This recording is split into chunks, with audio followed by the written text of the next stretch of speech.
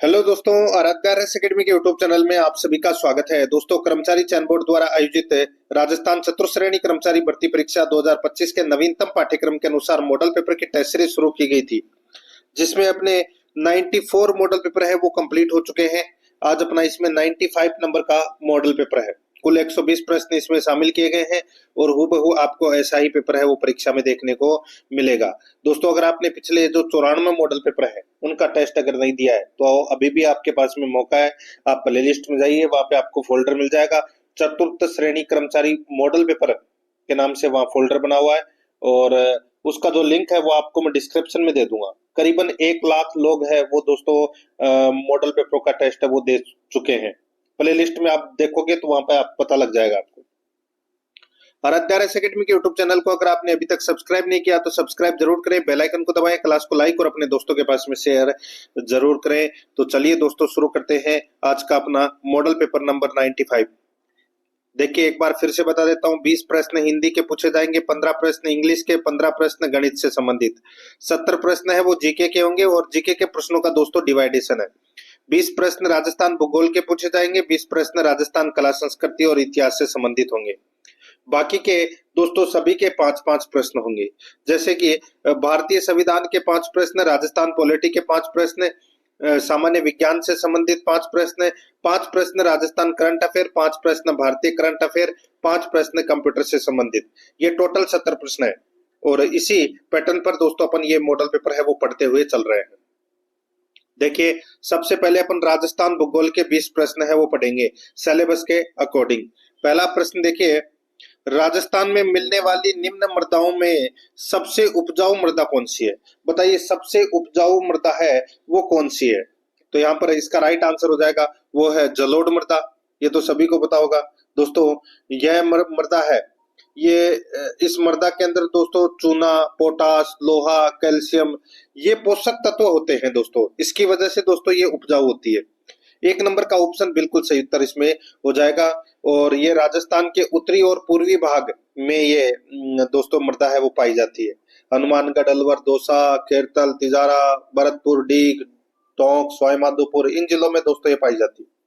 इसका सही उत्तर हो जाएगा 1 नंबर ऑप्शन सही। सेकंड नंबर का प्रश्न इसमें देखिए, सांबर झील के बारे में असत्य कथन बताइए। सांबर झील के बारे में दोस्तों अपने को असत्य कथन बताना है कि कौन सा कथन असत्य है। यहाँ पर आप देख सकते हैं, इनमें मेंढा, खारी, बांडी, रूपनगढ़ व खंडेला नदियों का पानी बहकर आता है। दोस्तों, सांबर झील की यहाँ पर बात हो रही है तो अपने को असत्य कथन बताना है। तो यहाँ पर पहला कथन है वो दोस्तों इसमें बिल्कुल सत्य है कि इसमें मेंढा, खारी, बांडी, रूपनगढ़ और खंडेला नदियों का पानी बहकर आता है। बिल्कुल सत्य बात है। आगे देखिए, यह राज्य की एकमात्र रामसर नम भूमि है। एकमात्र रामसर नम भूमि, ये गलत हो जाएगा दोस्तों। इसके अलावा केवलादेव है वो रामसर सूची में शामिल है। ठीक है, सांबर और केवलादेव ये 2 राजस्थान में शामिल थे, लेकिन अब और दोस्तों मेनार जो उदयपुर में है और खीचन जो फड़ौदी में है, इन दोनों को भी रामसर सूची में शामिल है वो किया गया है। तो यानी कि राजस्थान में अब 4 रामसर साइट्स है। ठीक है, तो ये एकमात्र नहीं है, ये गलत हो जाएगा। यह देश की सर्वाधिक नमक उत्पादक झील है, तो दोस्तों बिल्कुल सही बात है। यहाँ सर्दियों में राजहंस, फ्लेमिंगो पक्षी आते हैं, तो दोस्तों ये भी सही है। तो यहाँ पर 2 नंबर का ऑप्शन राइट आंसर हो जाएगा क्योंकि ये कथन क्या है, असत्य है। 3 नंबर का प्रश्न है, राजस्थान का सबसे पूर्वी गांव कौन सा है? राजस्थान का सबसे पूर्वी गांव कौन सा है? तो दोस्तों वो है सिलावट गांव। कौन सा गांव है? सिलावट गांव। और मैं ढाणी की अगर बात करूं दोस्तों, जैसे कि मेरे गांव में महावा गांव है नीमका थाना के पास में, और ढाणी की अगर बात करूं तो दोस्तों जैसे कि कुइया की ढाणी है। ठीक है, तो उसी प्रकार ये सिलावट गांव है। और अगर मैं ढाणी की बात करूं तो दोस्तों जगमोहनपुरा की ढाणी है। जगमोहनपुरा की ढाणी याद रखना। ठीक है, जगमोहनपुरा की ढाणी है वो सबसे पूर्वी ढाणी है। ठीक है, और गांव कौन सा है? सिलावट गांव। तो यहाँ पर इसमें 4 नंबर का जो ऑप्शन है वो इसका बिल्कुल सही उत्तर इसमें हो जाएगा। आगे देखिए, 4 नंबर का प्रश्न है, राजस्थान की पूर्व से पश्चिम तथा उत्तर से दक्षिण की चौड़ाई दर्शाने वाली दोनों रेखाएं किस जिले में एक दूसरे को काटती है? राजस्थान की पूर्व से पश्चिम तथा उत्तर से दक्षिण की चौड़ाई दर्शाने वाली दोनों रेखाएं किस जिले में एक दूसरे को काटती है? तो यहाँ पर इसका राइट आंसर हो जाएगा कौन से जिले में? तो ये नागौर जिले में एक दूसरे को काटती है। 2 नंबर का ऑप्शन सही उत्तर हो जाएगा। आगे देखिए 5 नंबर का प्रश्न है, राज्य के कौन से जिले में जनसंख्या घनत्व सबसे कम पाया जाता है? जनसंख्या घनत्व तो दोस्तों सबसे कम है वो जैसलमेर में ही पाया जाता है। कितना? 17 व्यक्ति प्रति वर्ग किलोमीटर में निवास करते हैं। उसके बाद में नंबर आता है दोस्तों बीकानेर का। बीकानेर में 78 व्यक्ति प्रति वर्ग किलोमीटर में निवास करते हैं। और फिर आता है दोस्तों बाड़मेर का, और बाड़मेर में 92 व्यक्ति प्रति वर्ग किलोमीटर में निवास करते हैं। ये आपको तीनों जिले याद रखने हैं, जैसलमेर, बीकानेर और बाड़मेर। दोस्तों क्योंकि 100 से कम जनघनत्व वाले ये 3 जिले ही है, तो यहाँ पर इसमें सही उत्तर क्या हो जाएगा? 4 नंबर का ऑप्शन सही उत्तर। आगे देखिए 6 नंबर का प्रश्न है, राजस्थान में 2011 की जनगणना के अनुसार पुरुष कार्य सहभागिता दर है, पुरुष कार्य सहभागिता दर है वो कितनी है? तो दोस्तों पुरुष कार्य सहभागिता दर है 51.5%, 51.5%, यानी कि यहाँ पर 50% से 53 के बीच, यानी कि दोस्तों 51.5% है ये पुरुष कार्य सहभागिता दर। और स्त्री कार्य सहभागिता दर है तो वो है दोस्तों 35.1%। ये भी आपको इसमें याद रखना है। तो यहाँ पर इस प्रश्न का राइट आंसर क्या हो जाएगा? 4 नंबर का ऑप्शन बिल्कुल सही। आगे देखिए 7 नंबर का प्रश्न है, 2001 की तुलना में 2011 की जनगणना के अनुसार राजस्थान के नगरीय क्षेत्रों में लिंगानुपात में वृद्धि हुई। 2001 की तुलना में 2011 की जनगणना के अनुसार राजस्थान के नगरीय क्षेत्रों में लिंगानुपात में वृद्धि हुई। तो दोस्तों लिंगानुपात में वृद्धि है वो हुई तो कितने की वृद्धि हुई बताइए? आप सभी को पता होगा कि 2001 में जो लिंगानुपात था वो दोस्तों कितना था? देखिए यहाँ पर नगरीय क्षेत्र की बात की गई है दोस्तों। किसकी बात की गई है? नगरीय क्षेत्र की। तो दोस्तों नगरीय क्षेत्र का जो लिंगानुपात 2001 में था 890। कितना था? 890। और दोस्तों 2011 में कितना हो गया? 914 हो गया। यानी कि कितने की वृद्धि हुई? 24 की वृद्धि हुई। यहाँ पर 2 नंबर का जो ऑप्शन है वो इसका बिल्कुल सही उत्तर हो जाएगा। ठीक है। और मैं ग्रामीण लिंगानुपात की बात करूं तो दोस्तों ग्रामीण लिंगानुपात है वो 930 था। ठीक है 2001 में। और 2011 में कितना हो गया? 933 हो गया। ये भी आपको याद रखना है, इसमें 3 की बढ़ोतरी हुई। ठीक है। आगे देखिए दोस्तों यहाँ पर 8 नंबर का प्रश्न है, राजस्थान का कौन सा राष्ट्रीय राजमार्ग स्वर्णिम चतुर्भुज परियोजना तथा पूर्व पश्चिम कॉरिडोर दोनों का हिस्सा है? राजस्थान का कौन सा राष्ट्रीय राजमार्ग स्वर्णिम चतुर्भुज परियोजना तथा पूर्व पश्चिम कॉरिडोर दोनों का हिस्सा है? तो यहाँ पर इसका सही उत्तर हो जाएगा वो है दोस्तों NH दोस्तों 76, NH 76। ठीक है। इसका जो नया नाम है वो है NH 27। ये भी आपको याद रखना है। NH 27 है ये इसका नया नाम है NH 76 का। और इन दोनों का दोस्तों ये हिस्सा है, यानी कि NH 76 ये इन दोनों का हिस्सा है। एक तो स्वर्णिम चतुर्भुज का और एक पूर्व पश्चिम कॉरिडोर का। लेकिन ऑप्शन में अगर NH 27 आ जाए तो आपको NH 27 करना है, क्योंकि NH 27 है वो इसका नया नाम है। ठीक है। तो यहाँ पर इसमें 4 नंबर ऑप्शन बिल्कुल सही। ये जो NH 27 है ये सिरोही, उदयपुर, चित्तौड़गढ़, भीलवाड़ा, कोटा, बूंदी, बारा में ये फैला हुआ है, यानी कि विस्तृत है। 4 नंबर ऑप्शन सही। 9 नंबर का प्रश्न है, राजस्थान का पहला अंतर्राष्ट्रीय हवाई अड्डा, पहला अंतर्राष्ट्रीय हवाई अड्डा कौन सा है? तो वो है दोस्तों सांगानेर हवाई अड्डा। कौन सा? सांगानेर हवाई अड्डा। 3 नंबर का ऑप्शन राइट आंसर हो जाएगा। 2005 में दोस्तों ये अंतर्राष्ट्रीय हवाई अड्डा है ये बना था। ठीक है। आगे देखिए 10 नंबर का प्रश्न है, राज्य के किस जिले को मानसून का प्रवेश द्वार कहते हैं? मानसून का प्रवेश द्वार दोस्तों किसे कहते हैं? तो ये बांसवाड़ा को कहते हैं। बांसवाड़ा जिले को दोस्तों मानसून का प्रवेश द्वार है वो कहते हैं। तो राइट आंसर हो जाएगा 4 नंबर ऑप्शन सही उत्तर। आगे देखिए 11 नंबर का प्रश्न है, राष्ट्रीय आपदा प्रबंधन योजना के तहत जोखिम घटाने के लिए बनाए गए सेंडाई फ्रेमवर्क के लक्ष्य हैं। राष्ट्रीय आपदा प्रबंधन योजना के तहत जोखिम घटाने के लिए बनाए गए सेंडाई फ्रेमवर्क के लक्ष्य हैं। सेंडाई फ्रेमवर्क के लक्ष्य हैं, तो यहाँ पर इसका सही उत्तर क्या हो जाएगा, वो है इसमें कौन सा, बताइए। तो दोस्तों वो है इसमें समता विकास, जोखिम को समझना, आपदा जोखिम न्यूनीकरण में सहयोग। तो यहाँ पर इसका राइट आंसर हो जाएगा उपरोक्त सभी। 4 नंबर का जो ऑप्शन है वो इसका बिल्कुल सही उत्तर इसमें हो जाएगा।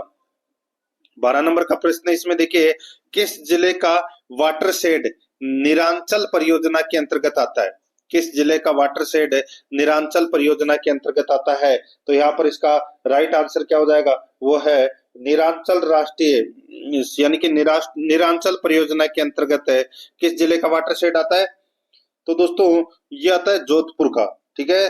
तो यहाँ पर इसमें सही उत्तर हो जाएगा जोधपुर का। तो इसमें 2 नंबर का जो ऑप्शन है वो इसका बिल्कुल सही उत्तर हो जाएगा। ये आपको इसमें याद रखना है। इसका प्रमुख उद्देश्य है वर्षा जल को संग्रहित करना, राजस्थान में टांका बनाकर। तो यहाँ पर इसमें 2 नंबर ऑप्शन सही। 13 नंबर का प्रश्न है, राजस्थान के जिस जिले में भाखड़ा नांगल बांध से सबसे अधिक सिंचाई होती है वह है? राजस्थान के जिस जिले में भाखड़ा नांगल बांध से सबसे अधिक सिंचाई होती है वह कौन सा है? तो दोस्तों इसका सही उत्तर हो जाएगा वो है हनुमानगढ़। तो यहाँ पर इसमें 2 नंबर का जो ऑप्शन है वो इसका सही उत्तर हो जाएगा हनुमानगढ़। आगे देखिए 14 नंबर का प्रश्न है, सोम कमला अंबा सिंचाई परियोजना निम्न में से किस जिले में स्थित है? कहाँ पर है ये? तो दोस्तों ये डूंगरपुर में है सोम कमला अंबा सिंचाई परियोजना। तो यहाँ पर इसमें राइट आंसर क्या हो जाएगा, 1 नंबर का ऑप्शन बिल्कुल सही उत्तर हो जाएगा। और ये सोम नदी पर ये परियोजना है वो बनाई गई है। तो यहाँ पर इसका सही उत्तर हो जाएगा 1 नंबर ऑप्शन सही उत्तर। नेक्स्ट आगे देखिए यहाँ पे 15 नंबर का प्रश्न है, राजस्थान में निम्न में से कौन सी नदी सदावाहिनी यानी कि 12 महीने बहती है? राजस्थान में निम्न में से कौन सी नदी सदावाहिनी बहती है? तो यहाँ पर इसका सही उत्तर हो जाएगा वो है दोस्तों इसमें चंबल नदी। तो यहाँ पर इसमें 4 नंबर का जो ऑप्शन है वो इसका बिल्कुल सही उत्तर हो जाएगा चंबल नदी। चंबल नदी का जो उद्गम है वो मध्य प्रदेश के इंदौर जिले के जनापाव पहाड़ी से दोस्तों इसका उद्गम होता है। यहाँ पर इसमें 4 नंबर का ऑप्शन सही उत्तर। 16 नंबर का प्रश्न है, चंबल नदी का उद्गम है, अभी मैंने आपको बताया जनापाव के पहाड़ी से चंबल नदी का उद्गम होता है। 3 नंबर का जो ऑप्शन है वो इसका बिल्कुल सही उत्तर हो जाएगा, ठीक है। आगे देखिए दोस्तों यहाँ पर इसमें 17 नंबर का प्रश्न है, सेवण क्या है?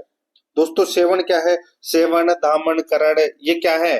तो दोस्तों ये घास है, यानी कि कम वर्षा में उगने वाली घास है। तो ये सेवण घास है, ये तो दोस्तों दुधारू पशुओं के लिए दोस्तों बहुत ज्यादा लाभदायक है। तो यहाँ पर इसमें सही उत्तर क्या हो जाएगा, 2 नंबर का जो ऑप्शन है वो इसका बिल्कुल सही उत्तर इसमें हो जाएगा। जैसलमेर में अधिकतर उगती है दोस्तों ये। 18 नंबर का प्रश्न, राजस्थान का कौन सा वृक्ष जंगल की ज्वाला के नाम से भी जाना जाता है? यानी कि राजस्थान का कौन सा वृक्ष जंगल की ज्वाला के नाम से जाना जाता है? जंगल की ज्वाला कहते हैं दोस्तों पलाश को, ठीक है। किसको बोलते हैं? पलाश को। तो यहाँ पर इसमें सही उत्तर हो जाएगा 3 नंबर का जो ऑप्शन है वो इसका बिल्कुल सही उत्तर इसमें हो जाएगा। ये आपको इसमें याद रखना है, ठीक है। आगे देखिए दोस्तों 19 नंबर का प्रश्न है, राजस्थान का प्रमुख जल विभाजक है। तो प्रमुख जल विभाजक कौन है? तो ये तो अरावली है, ठीक है। अरावली को राजस्थान की जल विभाजक रेखा है वो कहा जाता है। तो यहाँ पर इसमें सही उत्तर हो जाएगा 1 नंबर का ऑप्शन बिल्कुल सही। नेक्स्ट आगे देखिए 20 नंबर का प्रश्न है, जिस दिशा में अरावली श्रेणियों की चौड़ाई बढ़ती जाती है वह है? जिस दिशा में अरावली श्रेणियों की चौड़ाई बढ़ती जाती है वह है। तो यहाँ पर इसका राइट आंसर हो जाएगा वो है दोस्तों इसमें उत्तर पूर्व से दक्षिण पश्चिम। उत्तर पूर्व से दक्षिण पश्चिम है। यहाँ पर 1 नंबर का जो ऑप्शन है वो इसका बिल्कुल सही उत्तर इसमें हो जाएगा। आगे देखिए दोस्तों इसमें भाग 2 के अंदर अपन राजस्थान इतिहास एवं कला संस्कृति से संबंधित 20 प्रश्न है वो पढ़ेंगे सिलेबस के अकॉर्डिंग। तो दोस्तों इसमें देखिए 21 नंबर का प्रश्न है, मारवाड़ का भूला बिसरा नायक किसे कहा जाता है? मारवाड़ का भूला बिसरा नायक है वो दोस्तों किसे कहा जाता है? तो ये कहा जाता है राव चंद्रसेन को। राव चंद्रसेन को मारवाड़ का भूला बिसरा राजा है वो कहा जाता है। तो यहाँ पर इसमें सही उत्तर क्या हो जाएगा? वो है दोस्तों इसमें एक नंबर का ऑप्शन बिल्कुल सही। और प्रताप का अग्रगामी भी कहते हैं इसे, और मारवाड़ का प्रताप भी कहते हैं। मारवाड़ का प्रताप भी कहते हैं। तो यहाँ पर इसमें सही उत्तर क्या हो जाएगा? वो है, इसका सही उत्तर क्या हो जाएगा? एक नंबर ऑप्शन बिल्कुल सही। आगे देखिए यहाँ पे 22 नंबर का प्रश्न है, बीकानेर प्रजामंडल की स्थापना कहाँ हुई? बीकानेर प्रजामंडल की जो स्थापना है वो दोस्तों कहाँ पर हुई? तो इसका राइट आंसर हो जाएगा वो है, इसकी स्थापना दोस्तों कलकत्ता में हुई थी। 4 अक्टूबर 1936 को मग्गाराम वैद्य की अध्यक्षता में की गई थी। तो यहाँ पर इसमें सही उत्तर हो जाएगा कलकत्ता में। एक नंबर ऑप्शन बिल्कुल सही। आगे देखिए 23 नंबर का प्रश्न है, राजस्थान के एकीकरण के किस चरण में वृहत राजस्थान में मत्स्य संघ का विलय किया गया? बताइए, वृहत राजस्थान में मत्स्य संघ का विलय किया गया कौन से चरण में? तो यहाँ पर इसका सही उत्तर हो जाएगा दोस्तों, बताइए, ये तो सभी को पता होगा दोस्तों। इसका सही उत्तर हो जाएगा दोस्तों वो है 5वें चरण में। 5वां चरण हुआ था 15 मई 1949 को शंकर राव देव समिति की सिफारिश पर दोस्तों मत्स्य संघ को वृहत राजस्थान में विलय है वो किया गया, और उसका नाम है वो संयुक्त वृहत राजस्थान है वो रखा गया था। तो यहाँ पर इसमें राइट आंसर हो जाएगा 2 नंबर का ऑप्शन बिल्कुल सही।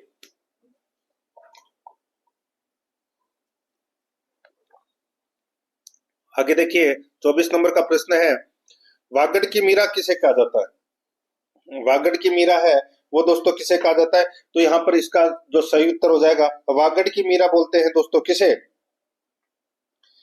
तो इसका जो सही उत्तर हो जाएगा वो है दोस्तों वागड़ की मीरा, ये कहते हैं दोस्तों गौरीबाई को। तो यहाँ पर इसमें एक नंबर का जो ऑप्शन है वो इसका बिल्कुल सही उत्तर इसमें हो जाएगा। वागड़ की मीरा किसको बोलते हैं? गौरीबाई को। ठीक है,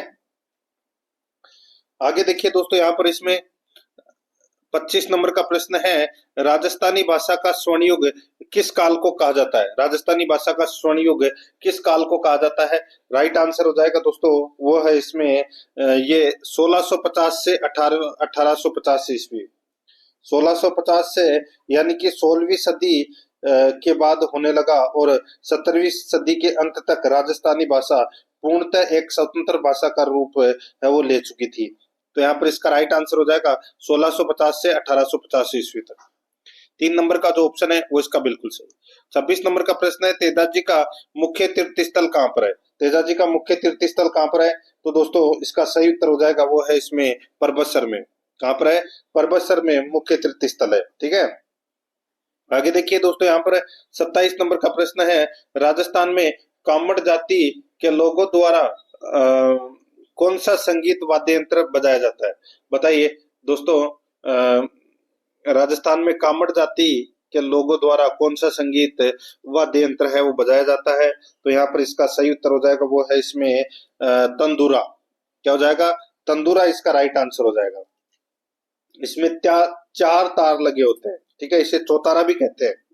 तो यहाँ पर इसका सही उत्तर हो जाएगा एक नंबर का ऑप्शन बिल्कुल सही। और ये रामदेव जी के मेले में कामड़ जाति के लोगों के द्वारा दोस्तों ये नृत्य भी किया जाता है। ठीक है, तो यहाँ पर इसमें एक नंबर का ऑप्शन बिल्कुल सही।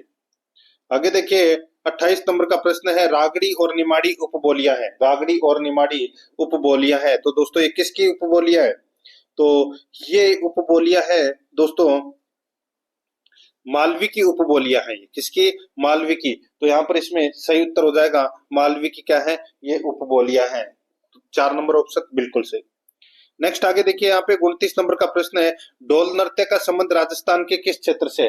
ढोल नृत्य का संबंध राजस्थान के किस क्षेत्र से है? तो इसका जो सही उत्तर हो जाएगा वो है दोस्तों ये जालोर क्षेत्र में दोस्तों ये ढोल नृत्य है ये प्रसिद्ध है। तो यहाँ पर इसमें एक नंबर का ऑप्शन बिल्कुल सही उत्तर हो जाएगा। 30 नंबर का प्रश्न है, इसमें देखिए जल जोलनी एकादशी मनाई जाती है। जल जोलनी एकादशी मनाई जाती है, तो दोस्तों ये मनाई जाती है भाद्रपद शुक्ल एकादशी को। तो यहाँ पर इसमें 4 नंबर का ऑप्शन बिल्कुल सही उत्तर इसमें हो जाएगा, ये आपको इसमें याद रखना है। आगे देखिए 31 नंबर का प्रश्न है, देखिए बिंदोला गीत का संबंध है? दोस्तों ये बिंदोली जो गीत है इसका संबंध किससे है? तो यहाँ पर इसका राइट आंसर हो जाएगा, ये विवाह से संबंधित है। विवाह के अवसर पर दोस्तों ये बिंदोली गीत है वो गाया जाता है। तो यहाँ पर इसमें 2 नंबर ऑप्शन बिल्कुल सही। 32 नंबर का प्रश्न इसमें देखिए, अनवट, अनोटा, जरा और पोलरा शरीर के किस अंग के आभूषण है? अनवट, अनोटा, जरा और पोलरा शरीर के किस अंग के आभूषण है? तो दोस्तों ये बताइए किस अंग के आभूषण है ये? तो यहाँ पर इसका सही उत्तर हो जाएगा दोस्तों, वो है ये दोस्तों पांव यानी कि पैरों के दोस्तों ये आभूषण है। पैरों के ये क्या है? आभूषण है। तो यहाँ पर इसमें 3 नंबर ऑप्शन बिल्कुल सही। 33 नंबर का प्रश्न इसमें देखिए, गागरोन किला किस श्रेणी में आता है? गागरोन का किला कौन सी श्रेणी में आता है?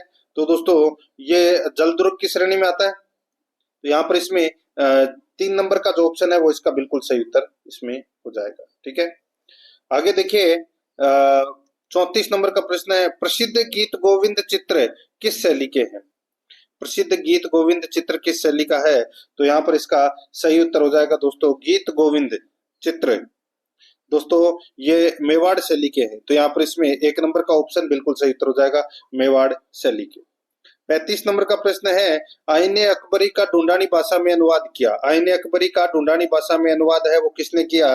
तो दोस्तों इसका सही उत्तर हो जाएगा, वो है दोस्तों किसने? तो दोस्तों इसका सही उत्तर है वो है भोलानाथ शुक्ल ने। ठीक है, किसने? तो दोस्तों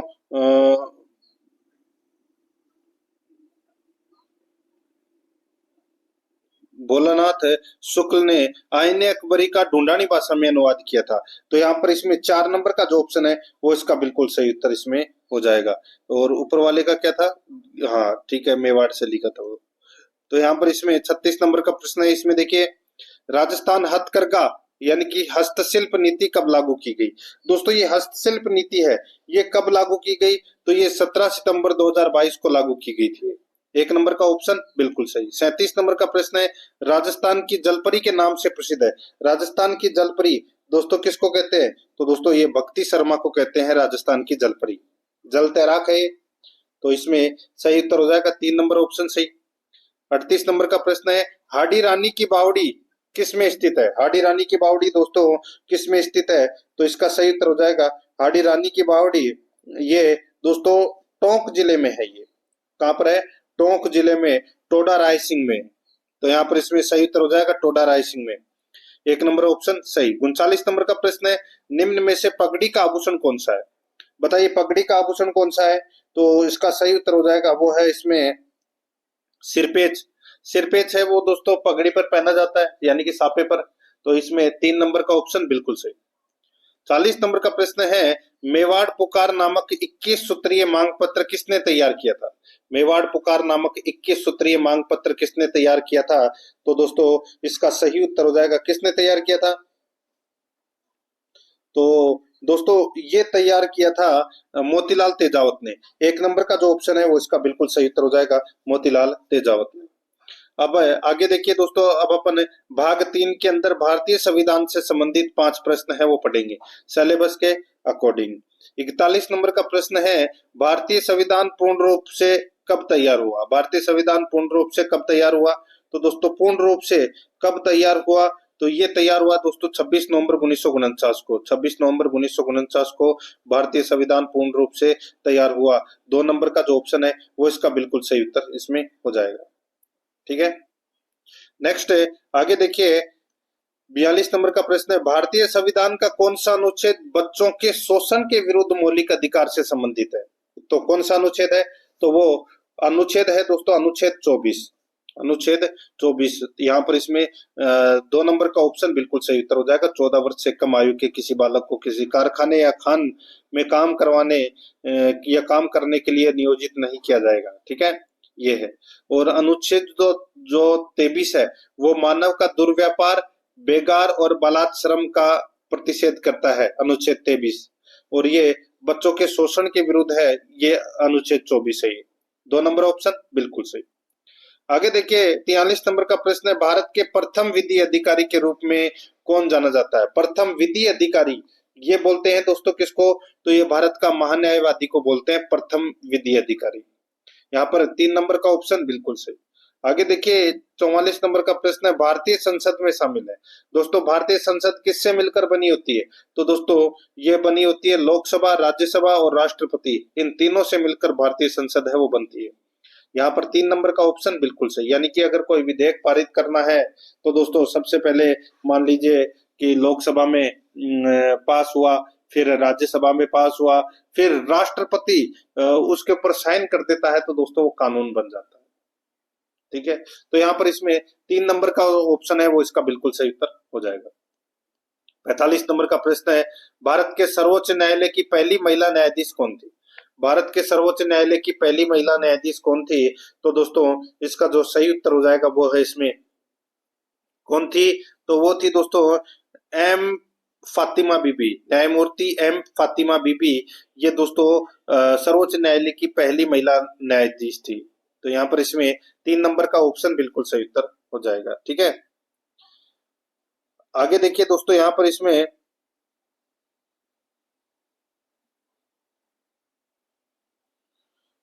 इस तो यहाँ पर न्यायमूर्ति एम फातिमा बीबी इसका सही उत्तर। नेक्स्ट आगे देखिए दोस्तों यहाँ पर अब अपन भाग 4 के अंदर राजस्थान पॉलिटी से संबंधित 5 प्रश्न है वो पढ़ेंगे सिलेबस के अकॉर्डिंग। 46 नंबर का प्रश्न इसमें देखिए, निम्न में से कौन सी शक्ति राज्यपाल के पास नहीं है।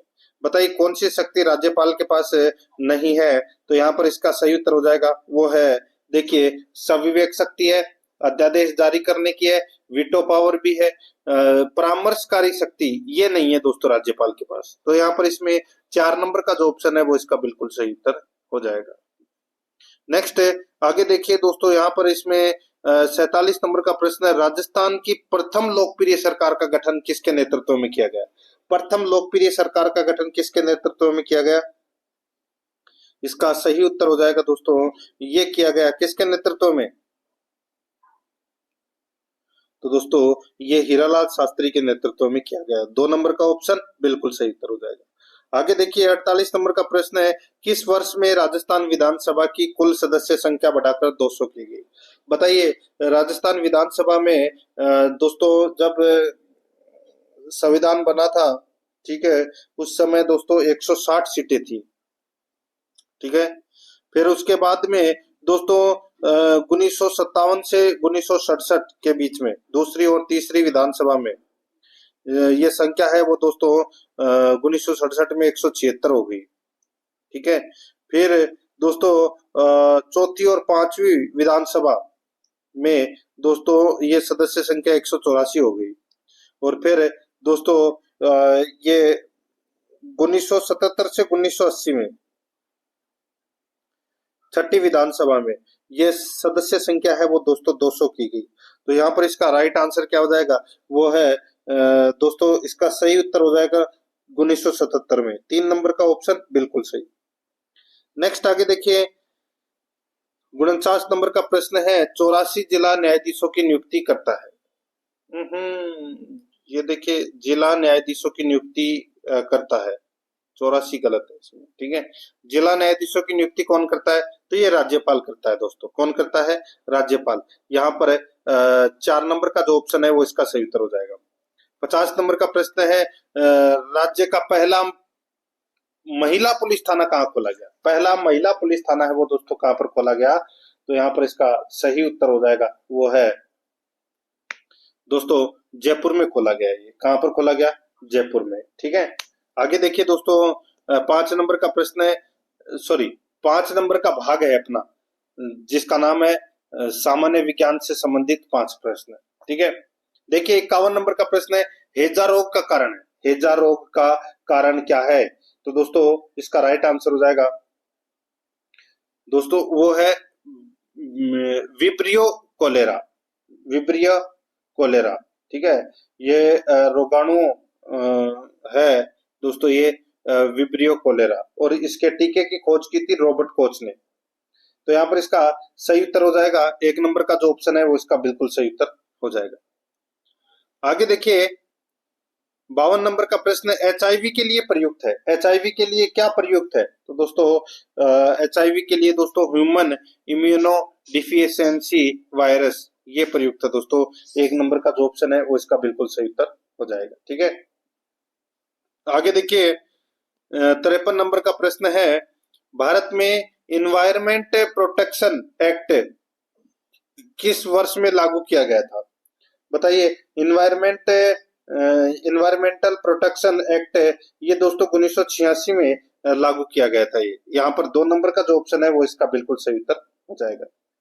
नेक्स्ट आगे देखिए 54 नंबर का प्रश्न है, जलने पर नीली ज्वाला देने वाले अधातु का नाम है। जलने पर नीली ज्वाला देने वाले अधातु का नाम है, तो क्या नाम है उसका? तो उसका नाम है दोस्तों सल्फर। यहाँ पर 4 नंबर का ऑप्शन बिल्कुल सही उत्तर इसमें हो जाएगा सल्फर। नेक्स्ट आगे देखिए 55 नंबर प्रश्न है, बोर्ड पर बोर्ड पर लिखे शब्द साफ नहीं दिखते, ऐसे मनुष्य की नेत्र दोष का समाधान क्या है? तो समाधान है दोस्तों अवतल लेंस। तो यहाँ पर इसमें 1 नंबर का जो ऑप्शन है वो इसका बिल्कुल सही उत्तर इसमें हो जाएगा। ये आपको इसमें याद रखना है। ठीक है, अवतल लेंस यानी कि निकट दृष्टि दोष है उसको। 1 नंबर का ऑप्शन बिल्कुल सही। अब दोस्तों अपन भारतीय करंट अफेयर से संबंधित 5 प्रश्न है वो पढ़ेंगे भाग 6 के अंदर सिलेबस के अकॉर्डिंग। 56 नंबर का प्रश्न है, भारत का पहला एआई विश्वविद्यालय को कहाँ स्थापित किया जाएगा? तो कहाँ पर स्थापित किया जाएगा दोस्तों? तो ये किया जाएगा मुंबई महाराष्ट्र में। कहाँ पर? मुंबई महाराष्ट्र में। तो यहाँ पर इसका सही उत्तर हो जाएगा 3 नंबर का जो ऑप्शन है वो इसका सही उत्तर इसमें हो जाएगा। आगे देखिए 57 नंबर का प्रश्न है, भारत का पहले विश्व शांति केंद्र का उद्घाटन किया गया है। बताइए दोस्तों, जो विश्व शांति केंद्र का उद्घाटन किया गया है दोस्तों भारत में कहां पर? तो ये गुरुग्राम हरियाणा में किया गया है दोस्तों। यहाँ पर इसमें 4 नंबर का जो ऑप्शन है वो इसका बिल्कुल सही उत्तर हो जाएगा। नेक्स्ट आगे देखिए आईपीएल 2025 की विजेता टीम है। आईपीएल 2025 की विजेता टीम कौन है? तो वो है दोस्तों रॉयल चैलेंजर बेंगलुरु। तो यहाँ पर इसमें 3 नंबर का ऑप्शन बिल्कुल सही उत्तर हो जाएगा, रॉयल चैलेंजर बेंगलुरु। 59 नंबर प्रश्न इसमें देखिए, हाल ही में प्रकाशित पुस्तक है Indira Gandhi and the years that transformed India के लेखक कौन है? तो दोस्तों इस पुस्तक के जो लेखक हैं वो कौन है? तो श्रीनाथ राघवन, वो इस पुस्तक के क्या है? लेखक हैं। 4 नंबर ऑप्शन सही। 60 नंबर का प्रश्न है, किस विश्वविख्यात भारतीय सैंड आर्टिस्ट को प्रतिष्ठित फ्रेंड डोरिंगटन सैंड मास्टर पुरस्कार से सम्मानित किया गया है? तो दोस्तों इसका सही उत्तर हो जाएगा वो है सुदर्शन पटनायक को। सुदर्शन पटनायक को दोस्तों ये पुरस्कार है वो दिया गया है और ये एक भारतीय रेत कलाकार हैं। तो यहाँ पर इसमें सही उत्तर हो जाएगा 3 नंबर ऑप्शन बिल्कुल सही। अब देखिए अपन भाग 7 के अंदर दोस्तों राजस्थान करंट अफेयर से संबंधित 5 प्रश्न है वो पढ़ेंगे सिलेबस के अकॉर्डिंग। यहाँ पर आप देख सकते हैं दोस्तों 61 नंबर का प्रश्न है, दुनिया का सबसे प्रदूषित 20 शहरों में राजस्थान के कितने शहर शामिल हैं? तो दोस्तों राजस्थान के कितने शहर शामिल हैं? तो इसका राइट आंसर हो जाएगा दोस्तों राजस्थान के 3 शहर है वो इसमें शामिल है। 2 नंबर का ऑप्शन बिल्कुल सही।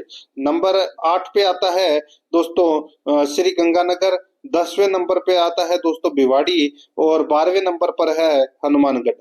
तो यहाँ पर इसमें सही उत्तर हो जाएगा 2 नंबर का जो ऑप्शन है वो इसका बिल्कुल सही। आगे देखिए 62 नंबर का प्रश्न है, राजस्थान हाईकोर्ट का नया मुख्य न्यायाधीश किसको नियुक्त किया गया है? तो किसको नियुक्त किया गया है?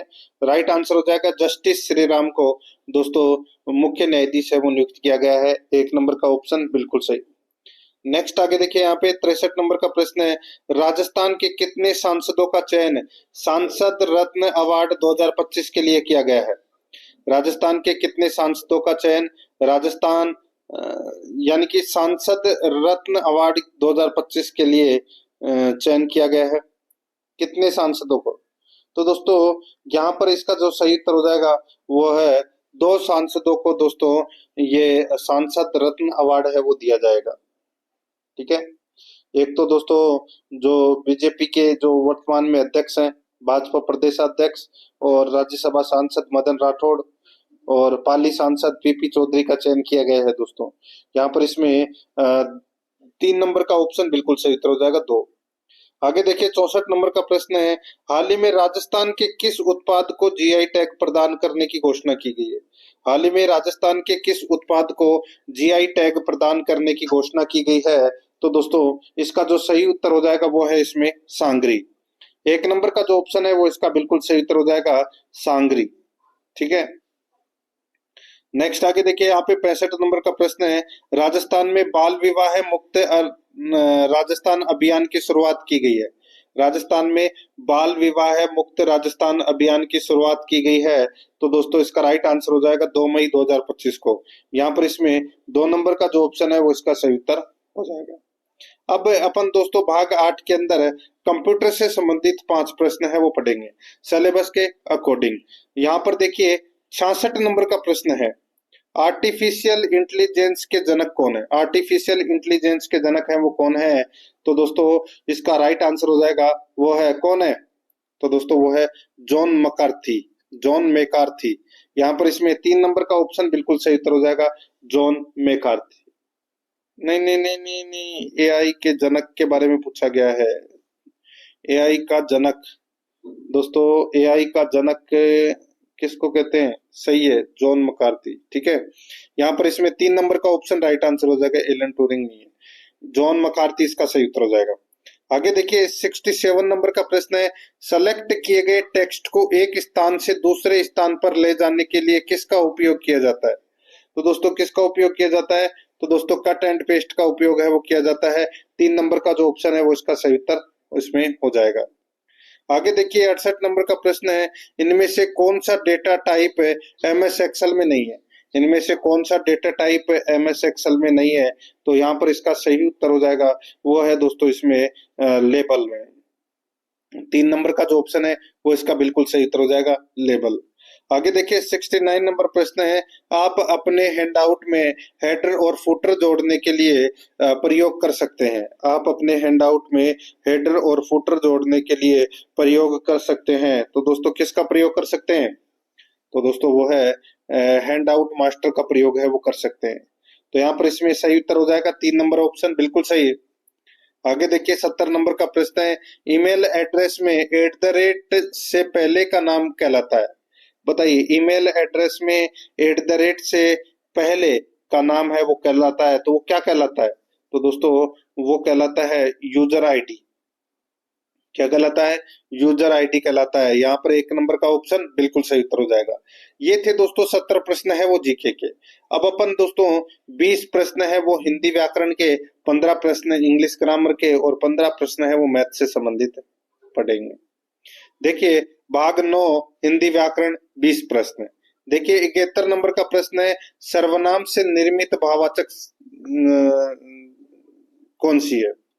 बताइए दोस्तों सर्वनाम से निर्मित भाववाचक संज्ञा है वो कौन सी है? तो यहाँ पर इसका राइट आंसर हो जाएगा वो है दोस्तों अहंकार। क्या हो जाएगा? अहंकार। यहाँ पर 3 नंबर का ऑप्शन बिल्कुल सही उत्तर हो जाएगा दोस्तों। इसमें अहम है वो क्या है? सर्वनाम है, और कार इसमें प्रत्यय है। तो दोस्तों इन दोनों का योग से अहंकार बना है और अहंकार भाववाचक संज्ञा का निर्माण हुआ है। तो यहाँ पर इसमें 3 नंबर ऑप्शन बिल्कुल सही। 72 नंबर का प्रश्न है, कौन सा शब्द जातिवाचक संज्ञा है? कौन सा शब्द जातिवाचक संज्ञा है? तो दोस्तों इसका राइट आंसर हो जाएगा नदी शब्द है वो दोस्तों क्या है? जातिवाचक संज्ञा है। तो यहाँ पर इसमें 4 नंबर का ऑप्शन बिल्कुल सही उत्तर हो जाएगा, नदी। आगे देखिए 73 नंबर प्रश्न है, निम्न में से किस वाक्य में संबंधवाचक सर्वनाम का प्रयोग नहीं हुआ है? निम्न में से किस वाक्य में संबंधवाचक सर्वनाम का प्रयोग नहीं हुआ है? तो यहाँ पर इसका सही उत्तर हो जाएगा वो है दोस्तों इसमें तुम अपनी पुस्तक पढ़ो। तुम अपनी पुस्तक पढ़ो। यहाँ पर 3 नंबर का जो ऑप्शन है वो इसका बिल्कुल सही उत्तर इसमें हो जाएगा। ठीक है। आगे देखिए यहाँ पर 74 नंबर का प्रश्न है, वह घर पहुंच गया। इस वाक्य में पहुंच गया निम्नलिखित में से किस क्रिया का उदाहरण है? बताइए पहुंच गया तो ये क्रिया है वो कौन सी है, तो ये संयुक्त क्रिया है दोस्तों। ये भी यहाँ पर इसमें 4 नंबर का जो ऑप्शन है वो इसका सही उत्तर हो जाएगा। ठीक है, आगे देखिए दोस्तों, यहाँ पर इसमें 75 नंबर का प्रश्न है, निम्न में से देशज शब्द कौन सा है। बताइए देशज शब्द कौन सा है, तो टेटवा, टेटवा है वो दोस्तों क्या है, देशज शब्द है। यहाँ पर 3 नंबर का ऑप्शन बिल्कुल सही उत्तर हो जाएगा इसमें। नेक्स्ट आगे देखिए, 76 नंबर का प्रश्न है, किस शब्द का संधि सही नहीं है, किस शब्द का संधि सही नहीं है। दोस्तों आप यहाँ पर देख सकते हैं तत् प्लस उपरांत, तदोपरांत। ठीक है, तो ये क्या है, सही नहीं है, ये तदोपरांत नहीं होता दोस्तों, तदुपरांत होता है, त दु परांत। ठीक है, ये होता है। तो यहाँ पर इसमें 1 नंबर का जो ऑप्शन है वो इसका बिल्कुल सही। सठ प्लस आनंद, सडानंद, वाक प्लस ईश, वागीश, सत प्लस चरित्र, सच्चरित्र। तो यहाँ पर इसमें 1 नंबर ऑप्शन बिल्कुल सही। 77 नंबर का प्रश्न है, इसमें देखिए विशेषण की उत्तमावस्था का प्रयोग किस वाक्य में किया गया है। विशेषण की उत्तमावस्था का प्रयोग किस वाक्य में किया गया है, तो यहाँ पर इसका सही उत्तर हो जाएगा, बताइए। तो ये किया गया है दोस्तों, उससे सर्वाधिक अंक प्राप्त हुए। यहाँ पर 3 नंबर का जो ऑप्शन है वो इसका सही उत्तर हो जाएगा, उससे सर्वाधिक अंक प्राप्त हुए। नेक्स्ट आगे देखिए, 78 नंबर प्रश्न है, किसमें उपसर्ग नहीं लगा है। बताइए उपसर्ग किसमें नहीं लगा हुआ, तो यहाँ पर इसका राइट आंसर हो जाएगा उपसर्ग दोस्तों। इसमें देखिए प्रशंसा में, प्रशंसा के अंदर दोस्तों उपसर्ग है वो नहीं लगा हुआ है। यहाँ पर 2 नंबर का ऑप्शन बिल्कुल सही उत्तर हो जाएगा। अधिशासी के अंदर अधि है, विनाश के अंदर वी है, और प्रत्याशा के अंदर दोस्तों प्रति उपसर्ग है। आगे देखिए, यहाँ पर इसमें 79 नंबर प्रश्न है, किस शब्द में ई प्रत्यय का प्रयोग नहीं हुआ है। ई प्रत्यय का प्रयोग दोस्तों देखिए सिलाई, सिलाई के अंदर दोस्तों आई प्रत्यय है। ठीक है, आई। तो यहाँ पर इसमें 2 नंबर का ऑप्शन बिल्कुल सही उत्तर इसमें हो जाएगा। आगे देखिए, यहाँ पर 80 नंबर का प्रश्न है, मोर का पर्यायवाची नहीं है। बताइए मोर का पर्यायवाची नहीं है, तो मोर का पर्यायवाची कौन सा नहीं है, तो केसरी, केसरी है ये दोस्तों, मोर का पर्यायवाची नहीं है। ठीक है, केसरी है वो दोस्तों शेर का पर्यायवाची है। बाकी दोस्तों सारंग, मयूर और केकी ये तीनों मोर के पर्यायवाची हैं। तो यहाँ पर 4 नंबर ऑप्शन सही। 81 नंबर का प्रश्न है, सही विलोम नहीं है। बताइए सही विलोम कौन सा नहीं है, राइट आंसर हो जाएगा दोस्तों। यहाँ पर देखिए आह्लाद, विषाद, आह्वान, पलायन। दोस्तों आह्वान का विलोम है वो विसर्जन होता है। ठीक है, आह्वान का विलोम है वो दोस्तों विसर्जन होता है, और पलायन का विलोम है वो दोस्तों उन्नयन होता है। तो ये अपना दूसरा नंबर का है वो गलत दे रखा है। बाकी अतुल का तुल्य हो जाएगा, अदृश्य का दृश्य हो जाएगा। यहाँ पर 2 नंबर का ऑप्शन बिल्कुल सही। 82 नंबर का प्रश्न है, किस विकल्प में दिए गए वाक्यांश के लिए गलत शब्द प्रयुक्त हुआ है। किस विकल्प में दिए गए वाक्यांश के लिए गलत शब्द प्रयुक्त हुआ है, तो यहाँ पर इसमें सही उत्तर कौन सा हो जाएगा, बताइए। तो दोस्तों वो है इसमें देखिए, माता पिता का संतति के प्रति प्रेम, वात्सल्य। दोस्तों क्या है, बिल्कुल सही है।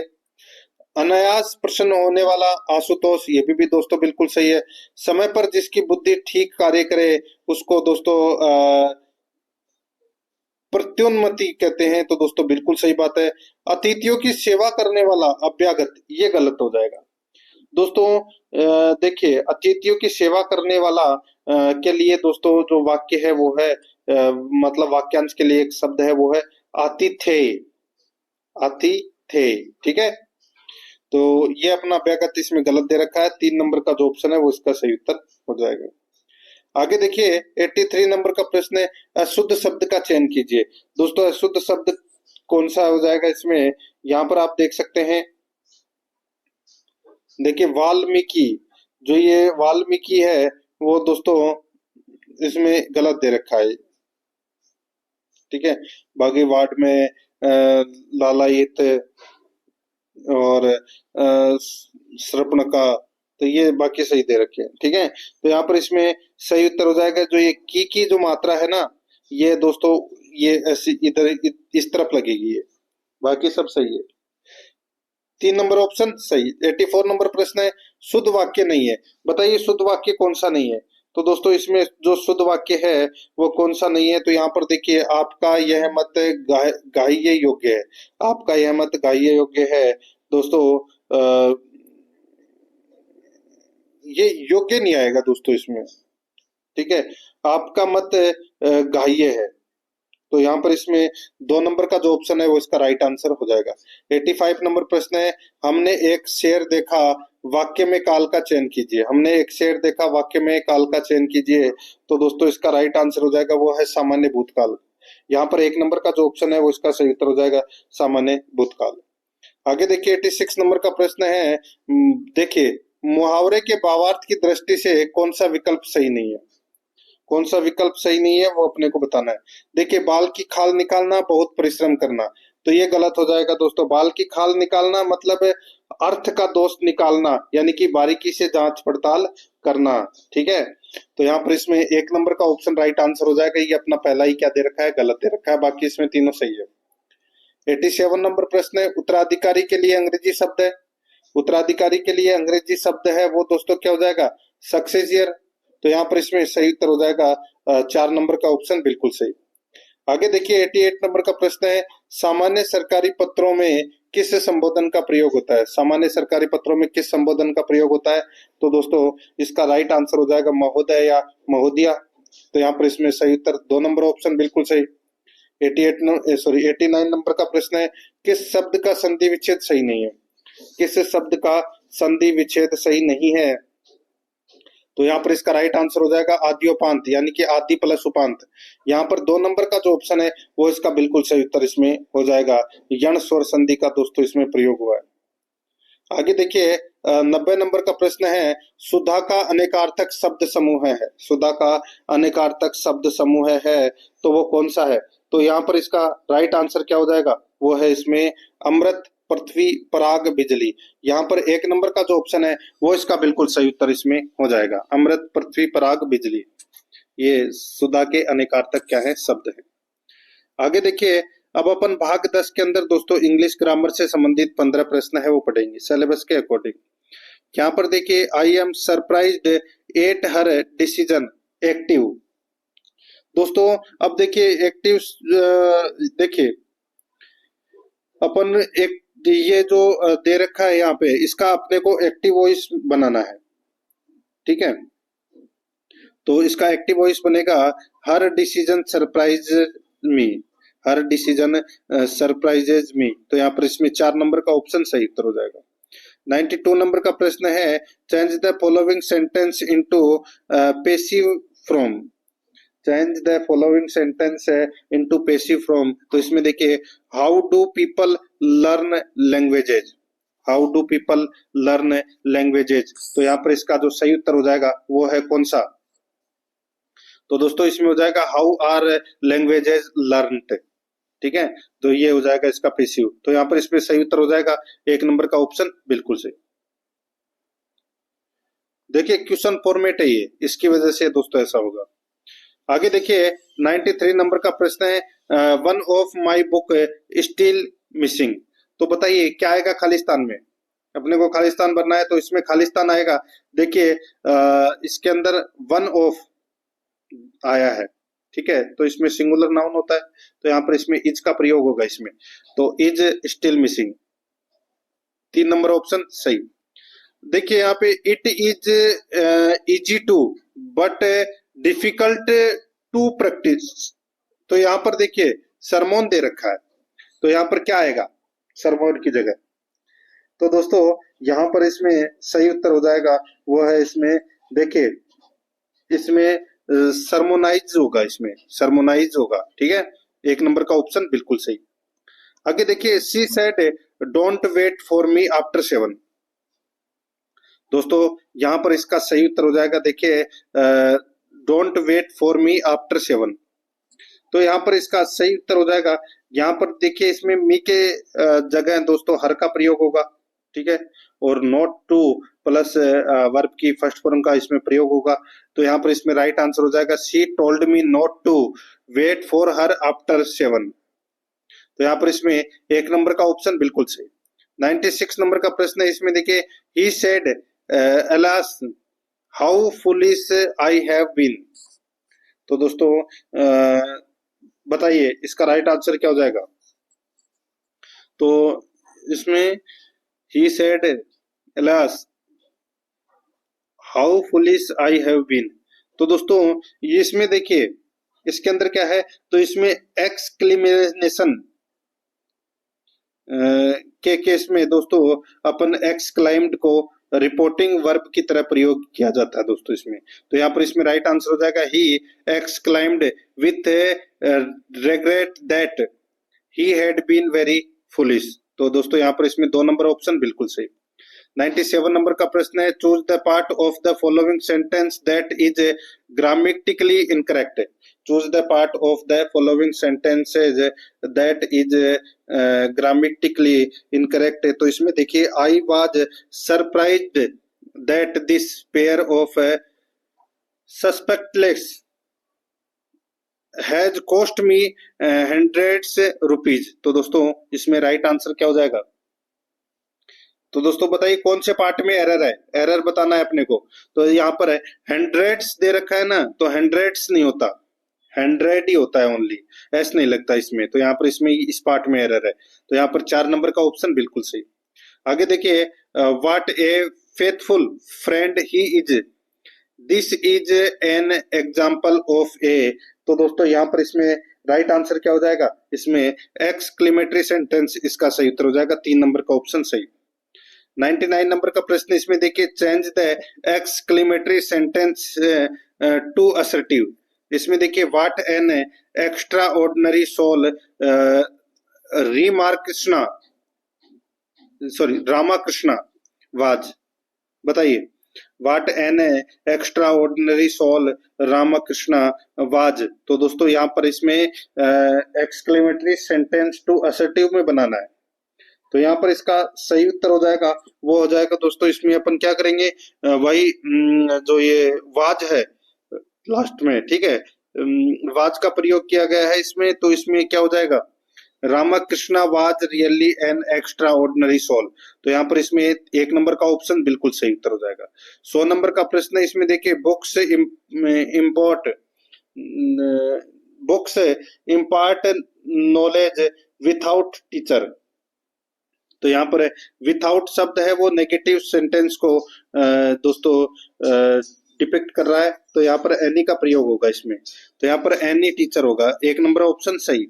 101 नंबर का प्रश्न है द स्टूडेंट आर इक्वली दोस्तों कल्चरड। बताइए। तो दोस्तों यहाँ पर खालिस्तान में क्या आएगा, तो इसमें आएगा बोथ द स्टूडेंट्स आएगा। यहाँ पर इसमें 2 नंबर का ऑप्शन बिल्कुल सही। आगे देखिए 102 नंबर का प्रश्न है he said the shade of tree. बताइए खालिस्तान में क्या आएगा, तो इसमें आएगा दोस्तों इन शेड ऑफ ट्री। यहाँ पर 3 नंबर का ऑप्शन बिल्कुल सही। 103 नंबर प्रश्न है विसंगति शब्द के लिए सही अंग्रेजी शब्द क्या होगा। तो दोस्तों सही अंग्रेजी शब्द है वो क्या होगा, तो वो हो जाएगा डिस्क्रिपेंसी। तो यहाँ पर इसमें 1 नंबर का ऑप्शन बिल्कुल सही उत्तर हो जाएगा। आगे देखिए 104 नंबर का प्रश्न है चूज द करेक्ट ट्रांसलेशन। इसमें देखिए नो एक्शन इज रिक्वायर्ड, इसका हिंदी अर्थ क्या होगा। नो एक्शन इज रिक्वायर्ड का हिंदी अर्थ होगा वो हो जाएगा दोस्तों इसमें कोई कार्रवाई आवश्यक नहीं। यहाँ पर 3 नंबर का ऑप्शन बिल्कुल सही। 105 नंबर का प्रश्न इसमें देखिए what punctuation is missing, wow that's amazing. तो यहाँ पर इसमें राइट आंसर क्या हो जाएगा, वाओ दैट्स अमेजिंग। तो यहाँ पर इसका सही उत्तर क्या हो जाएगा, तो दोस्तों इसमें एक्सक्लेमेशन मार्क आएगा इसमें, यानी कि 4 नंबर का ऑप्शन बिल्कुल सही। अब अपन दोस्तों भाग 11 के अंदर गणित से संबंधित 15 प्रश्न है वो पढ़ेंगे सिलेबस के अकॉर्डिंग। देखिए एक व्यापारी के पास 3 प्रकार के तेल उपलब्ध है जिनकी मात्रा क्रमशः 42 लीटर, 56 लीटर और 63 लीटर है। इनको एक समान धारिता वाले डिब्बों में भरने के लिए कुल डिब्बों की आवश्यकता होगी। तो दोस्तों कुल डिब्बों की आवश्यकता होगी, सीधा सा इनका एलसीएम निकाल दीजिए। ठीक है, तो दोस्तों 42, 56 और 63 का दोस्तों एलसीएम नहीं एचसीएफ। ठीक है, तो इसका एचसीएफ कितना निकलेगा, यानी कि 7 का भाग सभी में जा रहा है, तो यहाँ पर एचसीएफ दोस्तों निकल आएगा यहाँ पे 7 है। ठीक है, अब सीधा सा है, 42 में 7 का भाग दोगे तो कितनी बार गया? 6 बार गया। 56 में कितनी बार गया? 8 बार गया। और 63 में कितनी बार गया? 9 बार गया। तो 6, 8 और 9 कितने होते हैं दोस्तों? 23। तो यही अपने को अपना राइट आंसर हो जाएगा। 23 डिब्बों की आवश्यकता होगी। 3 नंबर ऑप्शन बिल्कुल सही। आगे देखिए, एक कक्षा में 50 छात्र हैं, एक 40 किग्रा भार वाला विद्यालय यानी कि भार वाला छात्र विद्यालय छोड़कर चला जाता है। उसके स्थान पर एक नया छात्र प्रवेश लेता है। उसके औसत भार इनमें औसत भार 100 ग्राम घट जाता है। नए विद्यार्थी का भार कितना कीजिए, बताइए। अब दोस्तों यहाँ पर देखिए, नए विद्यार्थी का भार है वो अपने को ज्ञात करना है, तो सीधा सा हो जाएगा दोस्तों 40 माइनस 50 इंटू 0.100। ठीक है, बस इसको भाई सीधा सा हो जाएगा 50 इंटू 0.100 करोगे तो कितना आ जाएगा? 5 किलो। और 40 में से 5 किलो गए तो कितना बचा? 35 किलो। तो यही अपना राइट आंसर हो जाएगा, 35 किग्रा नए विद्यार्थी का भार है ये। आगे देखिए, 108 नंबर का प्रश्न, 5 संख्याओं का औसत 18 है, तो 18 इंटू 5 कर लीजिए, कितना हो जाएगा? 90। एक संख्या छोड़ देने पर शेष का औसत 16 है, एक संख्या छोड़ देने पर, तो सीधा सा हो जाएगा 17 इंटू 16। 17 इंटू क्या करोगे? 16 करोगे। एक संख्या छोड़ देने पर 17 इंटू 4 करोगे। ठीक है, 17 इंटू 4 करोगे तो 17 चौके 68, सॉरी 17 चौके 64। ठीक है, अब 90 में से 64 गए तो कितने बचे? 26। यही अपना सही उत्तर हो जाएगा, छोड़ी गई संख्या है ये। 2 नंबर ऑप्शन सही। 109 नंबर प्रश्न है, 100 ग्राम 1 किग्रा का कितना प्रतिशत है? तो सीधा सा ये तो 10% ही है, 1 किलोग्राम में 1000 ग्राम होते हैं। आगे देखिए दोस्तों, यहाँ पर इसमें एक परीक्षा में 250 विद्यार्थियों में 40 विद्यार्थी असफल रहे तो या असफल रहे हो तो पास होने वाले का प्रतिशत ज्ञात कीजिए। एक परीक्षा में 250 विद्यार्थियों में 40 विद्यार्थी असफल रहे हो तो पास होने वाला का प्रतिशत ज्ञात कीजिए। तो सीधा सा हो जाएगा 250 में से 40 विद्यार्थी असफल रहे तो बचे कितने? 210। तो सीधा सा है, आप एक काम कीजिए, इसमें 210 बटे 250 इंटू 100 कर लीजिए। भाई 0 से 0 कट गया, 5 से ये 2 बार कट गया, 5 से ये 5 बार कट गया। 210 और 210 कितने होते हैं?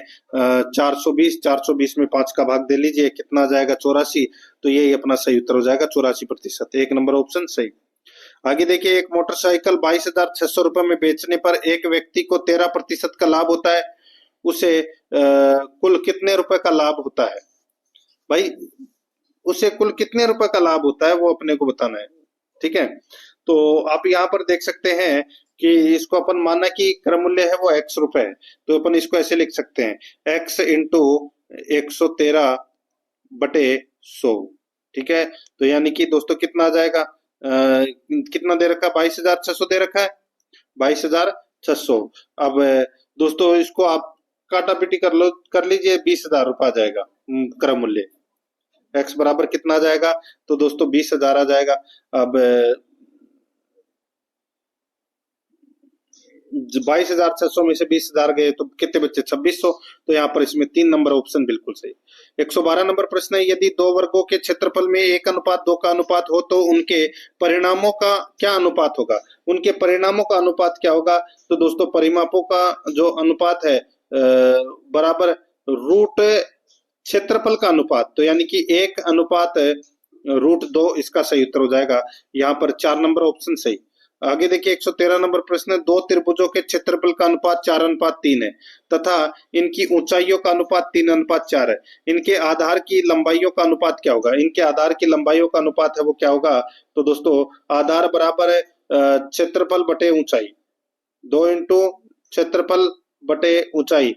तो दोस्तों यहाँ पर सीधा सा हो जाएगा, देखिए 2 त्रिभुजों के क्षेत्रफल का अनुपात 4:3 है और उनकी ऊंचाई का अनुपात 3:4 है। ठीक है, उल्टा दे रखा है। तो यहाँ पर दोस्तों इसका राइट आंसर हो जाएगा 2 इंटू 4/3 अनुपात। दोस्तों यहाँ पर 2 इंटू 3/4 बस। तो यहाँ पर इसको अपन लिख सकते हैं 8/3, इसको अपन क्या लिख सकते हैं 8/3, और इसको लिख सकते हैं दोस्तों 6/4। ठीक है, बस इसको काट लीजिए। तो यहाँ पर दोस्तों कितना आ जाएगा, 16:9 आ जाएगा। तो यहाँ पर इसका सही उत्तर कितना हो जाएगा दोस्तों, 16:9। यहाँ पर 1 नंबर का ऑप्शन बिल्कुल सही। आगे देखिए, रवि ने 200 गायें 5 माह तक तथा सलीम ने X गायें 4 माह तक किसी खेत में चराई। यदि रवि ने सलीम से दुगना किराया दिया तो X का मान है, तो X का मान है। तो दोस्तों इसका राइट आंसर क्या हो जाएगा, देखिए यहाँ पे 200 इंटू 5 बटे X इंटू 4 बराबर 2:1, सॉरी 2/1। ठीक है, बस तो इसको अपन सोल्व करेंगे तो कितना आ जाएगा, 1000/4x बराबर 2/1, तो 8x बराबर 1000। तो 1000 में 8 का भाग दिया तो कितना आ जाएगा, 125। तो यहाँ पर इसमें 1 नंबर ऑप्शन सही उत्तर हो जाएगा। आगे देखिए, साधारण ब्याज की किस वार्षिक दर पर किसी धन का 10% यानी कि 10 वर्ष का ब्याज उस धन का 2/5 होगा। साधारण ब्याज की किस वार्षिक दर पर किसी धन का 10 वर्ष का ब्याज उस धन का 2/5 होगा।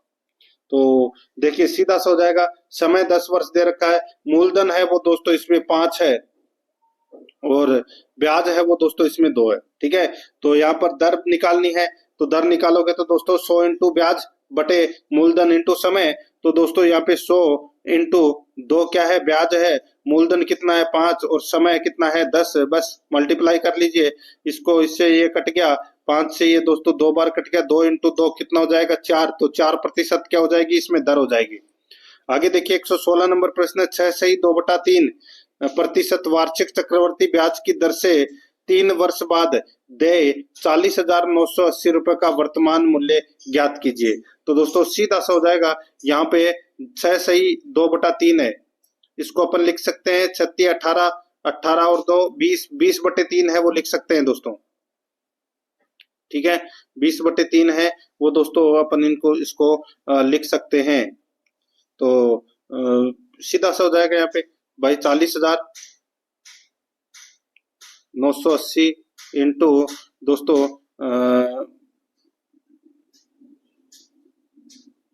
20/3/100 इंटू ये ऐसे ही करना है। ठीक है, फिर इसको दोस्तों मल्टीप्लाई करके और ऊपर नीचे लिख देंगे तो इसका वर्तमान मूल्य निकल कर आ जाएगा 33,750।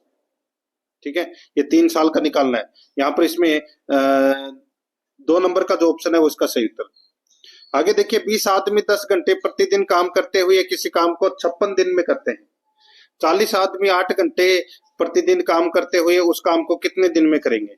तो दोस्तों सीधा सा हो जाएगा दोस्तों, 20 आदमी 10 घंटे काम करके किसी काम को 56 दिन में पूरा करते हैं, बटे दोस्तों 40 आदमी 8 घंटे काम करके कितने दिन में करेंगे। तो बस इसको काट लीजिए, तो 8 7 56। ठीक है, 40 से दोस्तों ये कट गया 2 बार और ये 2 से कट गया 5 बार, तो 5 इंटू 7 कितने होते हैं 35। तो यही अपना सही उत्तर हो जाएगा, 2 नंबर का ऑप्शन बिल्कुल सही। आगे देखिए 118 नंबर प्रश्न है, एक व्यक्ति 45 किलोमीटर प्रति घंटा की गति से कार से अपनी यात्रा 6 घंटे में पूरा करता है।